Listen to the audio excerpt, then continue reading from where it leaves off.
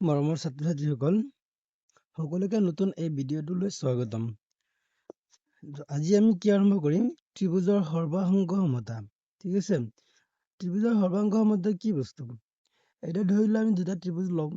দুটা ত্ৰিভুজ ল'লে সেই দুটা ত্ৰিভুজ সৰ্বসম কিদৰে হ'ব? আৰু সৰ্বসম হোৱাৰ আমাৰ 4টা নিয়ম আছে। ঠিক আছে? এটা হৈছে বাকু বা বিধি, তাৰপিছত এটা হৈছে কু বা কু বিধি, এটা হৈছে বা বিধি, আৰু এটা আছে হ বা বিধি। ঠিক আছে? হ বা ইংলিছত কয় RHS, বা ইয়াক কয় SHS, সৰ্বসম্মতৰ কু বা কু বিধি ইয়াক কোৱা হয় ASA, তাৰপিছত বা কু বা বিধি ইয়াক কোৱা হয় SAS। ঠিক আছে? তোমালোকে চাই থাকা এই বস্তুকেইটা আমাৰ কিদৰে ব্যৱহাৰ কৰা হয়। ঠিক আছে?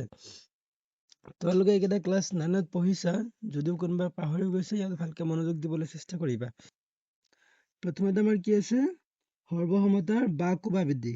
কি বিধি? বা কু বা বিধি। ঠিক আছে? ইয়াক ইংলিছত কয় SAS ৰুল। ঠিক আছে? যে প্ৰথমতে SAS এইটো কি অকণমান স্পষ্টকে বুজাই দিওঁ। এতিয়া ধৰি লোৱা আমাৰ কি আছে? বাহু। ঠিক আছে? বাহুৰ পৰা কি আহে? বা হ'ল। বাহুক ইংলিছত কি কয়? চাইড। চাইডৰ পৰা কি আহে? এছ। ঠিক আছে? একেদৰে আমাৰ কুটো ক'ৰ পৰা? কোণৰ পৰা। কোণৰ পৰা আমাৰ কি আহে? কু। ঠিক আছে? আৰু কোণৰ ইংলিছত কি কয়? এংগল। এংগলৰ পৰা আহে আমাৰ এ। সেইটোৱে এছ আকৌ এছ, তাৰমানে বাহু কোণ বাহু। ঠিক আছে? Side angle side. আৰু এটা আছে আমাৰ কি এনেকুৱা RHS, অৰ্থাৎ বা ইয়াক ইংলিছত কি কয়?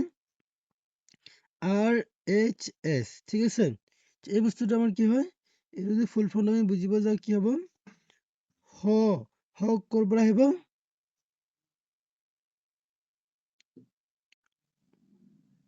সমকোণ।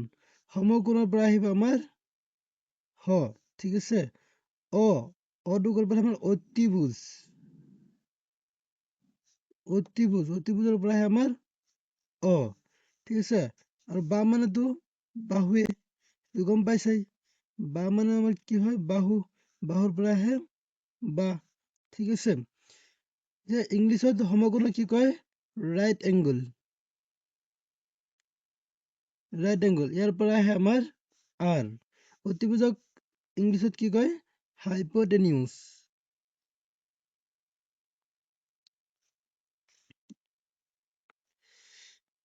বাহুকটো চাইড বুলি কয়। চাইডৰ পৰা আহে এছ, হাইপোটেনিউজৰ পৰা আহে এইচ। ঠিক আছে? এইটোৱে RHS। ঠিক আছে? আশা কৰোঁ তোমালোকে এইখিনি কথা এতিয়া বুজি পালা। এতিয়া এইকেইটা ভিডিঅ' আমাৰ কিদৰে ব্যৱহাৰ কৰা হয় বা কিদৰে আমাৰ প্ৰয়োগ কৰা হয় সেইটো আমি শিকিম এতিয়া। এতিয়া ধৰা যিকোনো দুটা ত্ৰিভুজ ললো। ঠিক আছে? যিকোনো দুটা ত্ৰিভুজ ললো। এটা ত্ৰিভুজৰ নাম দিম ABC, আৰু এটা দিওঁ আমি PQR। ঠিক আছে? এতিয়া ধৰা আমাৰ কি আছে? প্ৰথমে যে বা কু বা বিধি। এক নম্বৰতে কি আছে আমাৰ? বা কু বা বিধি। এতিয়া বা কু বা বিধিৰ কাৰণে কি হ'ব লাগিব? এতিয়া ধৰি লোৱা আমাৰ এই ত্ৰিভুজটোৰ দুটা বাহু কি আছে আমাৰ? সমান। ইয়াত তোমালোকে ডেফিনিশ্যনটো চাবাই। দিয়া আছে যে দুটা ত্ৰিভুজ সৰ্বসম হ'ব যদিহে এটাৰ দুটা বাহু আৰু সিহঁতৰ মধ্যৱৰ্তী কোণ আনটো ত্ৰিভুজৰ দুই বাহু আৰু সিহঁতৰ মধ্যৱৰ্তী কোণৰ সমান হয়। এতিয়া ধৰি লোৱা আমি কি গম পালো? এই দুটা ত্ৰিভুজ আছে, ইয়াত আমাৰ ধৰি লোৱা যে AB বাহু আৰু PQ বাহু এক সমান আছে। এইফালে আমাৰ কি আছে? BC আৰু QR কি আছে? এক সমান আছে। আৰু এই দুটা বাহুৰ মধ্যৱৰ্তী কোণ কোনটো আছে? এইটো আছে, হয় নে? এইটো কোণ আমাৰ এইটো কোণৰ সৈতে কি আছে? সমান। যদি এনেকুৱা হয় তেতিয়াহ'লে আমি কি গম পাম যে ABC ত্ৰিভুজ আৰু PQR ত্ৰিভুজ, এই দুটা ত্ৰিভুজ আমাৰ কি হ'ব? সৰ্বসম হ'ব। বুজি পালা? যদি আমাৰ চাপোজ ইয়াত আমাৰ কি আছে? AB = P Q. এ বিৰ অনুৰূপটো কি আছে আমাৰ পি কিউ। এতিয়া ধৰি লওঁ কি হ'ব, এ বি বাহু equal to P Q. A বিৰ অনুৰূপ বাহু কোনটো আছে, আমাৰ পি কিউ আছে। A B equal to P Q. তাৰপিছত এতিয়া আমি কি পাইছো, angle A B C. Angle A B C equal to angle কি হ'ব, P Q R equal to angle P Q R. B C বাহু ইকুৱেল টু কি হ'ব, কিউ আৰ, হয় না? ধৰি লোৱা একেটা আছে। তেতিয়াহ'লে ইয়াৰ পৰা আমি কি গম পালো যে ত্ৰিভুজ এ বি চি, ত্ৰিভুজ এ বি চি সৰ্বসম কি হ'ব, ত্ৰিভুজ পি কিউ আৰ। সৰ্বসম ত্ৰিভুজ পি কিউ আৰ। কি চৰ্ত মতে এইটো, S A S, S A S rule. ঠিক আছে, এছ এ এছ ৰুল। ইংলিছত এছ এ এছ ৰুল এইটো লিখিব পাৰা, অসমীয়াত লিখিলেও লিখিব পাৰা যে বা কু বা বিধি। ঠিক আছে, অসমীয়াত লিখিলে হ'ব বা ইংলিছত লিখিলেও হ'ব, যদি অসমীয়া মিডিয়ামৰ ষ্টুডেণ্ট হয়। এতিয়া চোৱা, নেক্সট আমাৰ কি আছে, সৰ্বসমতাৰ কু বা কু বিধি। ঠিক আছে, কি হ'ব, কু বা কু বিধি। এতিয়া এইটো আমি কিদৰে শিকিম চোৱা, ধৰি লোৱা ইয়াত তোমাৰ কি আছে, যিকোনো দুটা ত্ৰিভুজ আছে। ধৰি লোৱা ইয়াত আমি নাম দিওঁ A B C P Q R. ঠিক আছে, এতিয়া ধৰি লোৱা ইয়াত কি আছে, আমাৰ এই angle B A equal to angle Q P R. ঠিক আছে, angle A B C equal to angle P Q R. ঠিক আছে, আৰু এই এ বি বাহুটো কি আছে, ইকুৱেল টু পি কিউ বাহুৰ সমান। দুটা কোণ, ঠিক আছে, দুটা কোণ দুই ত্ৰিভুজৰ সমান আৰু সিহঁতৰ মধ্যবৰ্তী, কোন দুটা মধ্যবৰ্তী যিকেইটা বাহু আছে সেইকেইটা কি আছে, এক সমান। ইয়াত চোৱা, তোমালোকে সংজ্ঞাটো চালে বুজি পাবা ভালকে। দুটা ত্ৰিভুজ সৰ্বসম হ'ব যদিহে এটা ত্ৰিভুজৰ দুই কোণ আৰু সিহঁতৰ অন্তৰ্গত বাহুটো আনটো ত্ৰিভুজৰ দুই কোণ আৰু অন্তৰ্গত বাহুৰ সমান হয়। ঠিক আছে, তাৰমানে এতিয়া ধৰি লওঁ কি আছে, এই দুটা ত্ৰিভুজৰ পৰা আমাৰ কি আছে, angle B A C equal to angle Q P R. ঠিক আছে, আৰু কি আছে আমাৰ angle A B C, angle A B C, আগতে মই বাহুটো দিব পাৰো, বাহুটোৱে দিওঁ মই প্ৰথমতে, এ বি ইকুৱেল টু কি হ'ব, পি কিউ। ঠিক আছে, এতিয়া দিওঁ আমি angle A B C equal to হ'ব angle P Q R, equal to angle P Q R. দুইফালে দুটা কোণ, মাজত এটা কি আছে, বাহু। তো কোণ বাহু কোণ, এতিয়া শৰ্ট ফৰ্মত কি হ'ব, কু বা কু, ইংলিছত ক'লে এ এছ এ। ঠিক আছে, এতিয়া আমি কি গম পাওঁ, গতিকে আমাৰ ত্ৰিভুজ এ বি চি সৰ্বসম ত্ৰিভুজ পি কিউ আৰ হ'ব, কি চৰ্ত মতে, এইটো হৈছে আমাৰ কু বা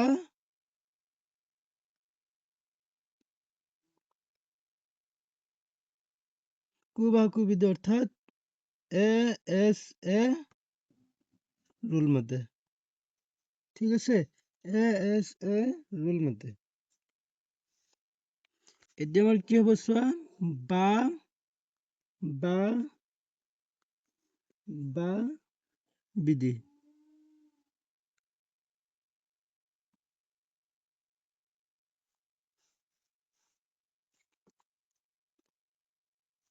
এতিয়া চাই বা বিধি আমাৰ কি হ'ব, এইটো এছ এছ এছ বুলি কয়।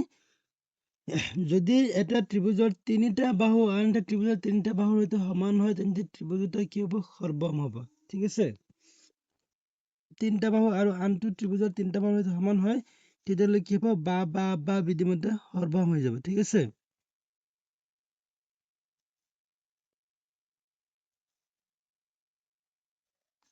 ধৰি লোৱা এটা ত্ৰিভুজ A B C P Q R লৈছো, আৰু এটা সিহঁতৰ চাপোজ এ বি বাহুটো কি আছে, পি কিউ বাহুৰ সৈতে সমান, অনুৰ বাহুকেইটাৰ সৈতে সমান, এইটো বাহু এইটোৰ সৈতে সমান, এইটো ইয়াৰ সৈতে সমান। ঠিক আছে, তেতিয়াহ'লে আমি ইয়াৰ পৰা কি গম পাম যে ত্ৰিভুজ দুটা কি হ'ব, সৰ্বসম হ'ব। যে ত্ৰিভুজ চাপোজ আমি কি আছে, আমাৰ এ বি বাহু equal to P Q, BC equal to QR, AC equal to কি হবে আমার PR, ঠিক আছে।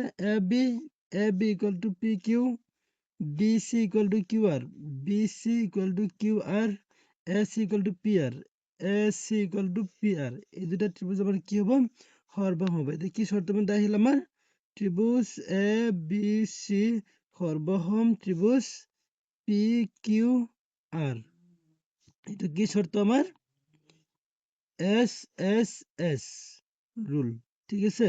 আর অসমীয়াত কলে কি হব বা বা বা বিধি, ঠিক আছে। ইংলিছত লিখিলে হৈ যায়, ইয়াত কোনো অসুবিধা নাই, ঠিক আছে। আৰু এটা কথা মনত ৰাখিবা, যেতিয়া আমি দুটা ত্ৰিভুজ হৰবহম পাই যাম তেতিয়া তাৰ পিছত বাকী যিবোৰ অংশ আছে সেইবোৰ চবকেইটা কি হ'ব এক সমান হ'ব, এনে এক সমান হ'ব। দুটা ত্ৰিভুজ হৰবহম হলে সিহঁতৰ বাকী অংশকেইটা কি হৈ যাব সমান হৈ যাব। ধৰি লোৱা এতিয়া আমি এই তিনিটা বাহু সিহঁতৰ তিনিটা অনুৰূপ বাহুৰ সৈতে সমান পাইছো, এতিয়া কোনবোৰ সমান হ'ব নে নাই নিশ্চয় হৈ যাব।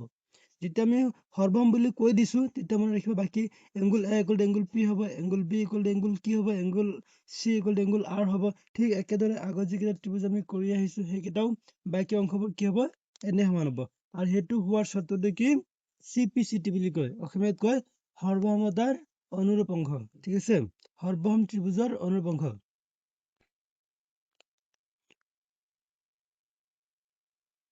সৰ্বসম ত্ৰিভুজৰ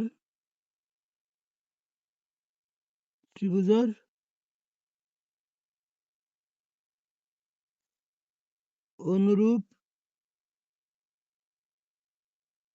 অংশ, ঠিক আছে। ইংলিছত কয় corresponding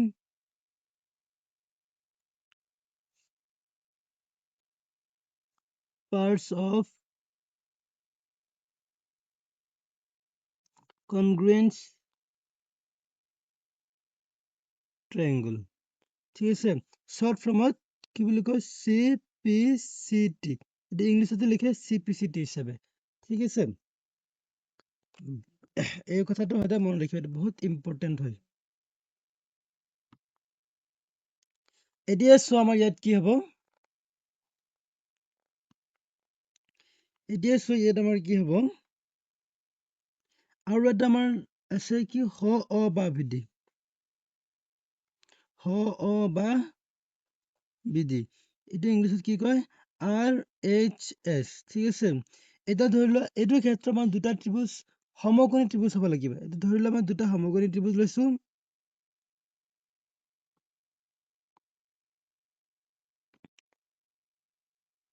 আৰু এটা সমকোণী ত্ৰিভুজ এইটো লৈছো ধৰা, ঠিক আছে। এতিয়া চাব ধৰা মই ত্ৰিভুজৰ নাম দিম ABC, এইটো দিওঁ PQR, ইয়াত আমাৰ কি আছে 90 ডিগ্ৰী হৈ আছে, ঠিক আছে। এতিয়া চোৱা এই দুটা ত্ৰিভুজৰ সৰ্বসম হ'ব যদিহে সিহঁতৰ এটা সমকোণ অতিভুজ আৰু এটা যিকোনো এটা বাহু এক সমান হয়, ঠিক আছে। অনুৰূপ বাহুকেইটা যে এক সমান হয়। এতিয়া ধৰি লোৱা আমি কি গম পালো সিহঁতৰ সমকোণ কি আছে B, angle B equal to কি হ'ব এংগুল Q, এইকেইটা কি হ'ব সমকোণ, হয় নে নহয়, অৰ্থাৎ 90 ডিগ্ৰী কোণ আমি ক'ব পাৰো, হয় নে। সমকোণ মানে কি 90 ডিগ্ৰী কোণ হয়, হয় নে নহয়। তাৰপিছত ইয়াৰ পৰা আমি কি গম পালো যে ABC ৰ অতিভুজ কি আছে আমাৰ AC ইকুৱেল টু কি হ'ব PR, ধৰি লোৱা AC টো কি হ'ব PR ৰ সৈতে সমান। এতিয়া AC আৰু PR এইকেইটা আমাৰ কি হয় অতিভুজ, হয় নে নহয়, এইকেইটা আমাৰ কি হয় অতিভুজ,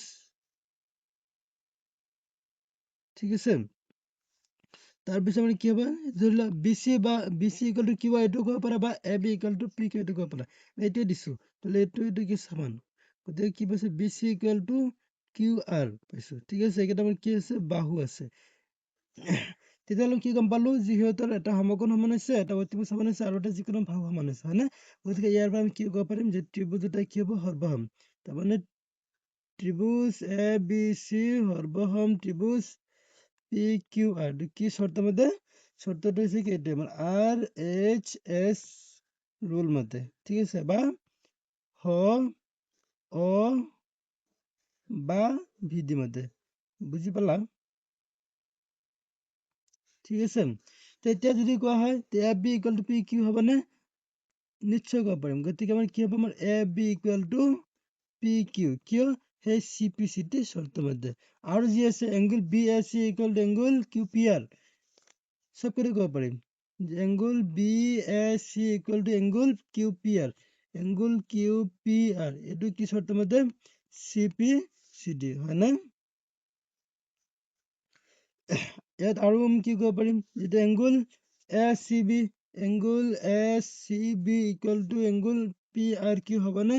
এংগুল পি আৰ কিউ হ'বনে? নিশ্চয় হ'ব। কি চৰ্তৰ মতে? এইটোৱে হ'ব চি পি চি টি। ঠিক আছে, এনেকে বাকী কেইটা যিকেইটা আছে চবকে চি পি চি টি আমি দেখুৱাব পাৰিম। আশা কৰোঁ তোমালোক সকলোৱে বুজি পালা। ঠিক আছে, এতিয়া যদি কাৰোবাৰ কিবা অসুবিধা হয় তোমালোকে মোক কমেণ্ট বক্সত জনাবা। এতিয়া ইয়াত চোৱা অনুশীলনী R5 আমাৰ কি আছে? দুটা ত্ৰিভুজ সৰ্বম হওক যদিহে এতিয়া কোনটো আমাৰ শুদ্ধ হ'ব সেইটো আমাৰ লিখিব লাগে। ঠিক আছে, সিহঁতৰ কালিবোৰ সমান। দুটা ত্ৰিভুজৰ যদি কালি সমান হয় সিহঁত সৰ্বম হ'বনে? পিছৰ কুৱেশ্যনটো কি কৈছে? সিহঁতৰ আকৃতি একে কিন্তু আকাৰ বেলেগ হ'ব পাৰে। এইটো হ'বনে? সিহঁতৰ সকলো অনুৰূপ বাহু আৰু কোণবোৰ সমান, কেৱল সিহঁতৰ পৰিসীমা সমান। এতিয়া চোৱা আমাৰ ইয়াৰ পৰা শুদ্ধ কোনটো হ'ব? সিহঁতৰ সকলো অনুৰূপ বাহু আৰু কোণবোৰ কি হ'ব? এক সমান হ'ব লাগিব। তেতিয়া আমি কি ক'ব পাৰিম যে সেই ত্ৰিভুজ দুটা কি হ'ব? সৰ্বম হ'ব। তাৰমানে শুদ্ধ কোণটো আমাৰ চি নম্বৰটো। ঠিক আছে, 2 নম্বৰ কুৱেশ্যনটো কি কৈছে চোৱা, তলত দিয়া কোনটো সৰ্বসংগমতাৰ নিয়মত মান্য হ'ব? ইয়াৰ পৰা কোনটো আমাৰ সৰ্বসংগমতাৰ নিয়মত মান্য হ'ব?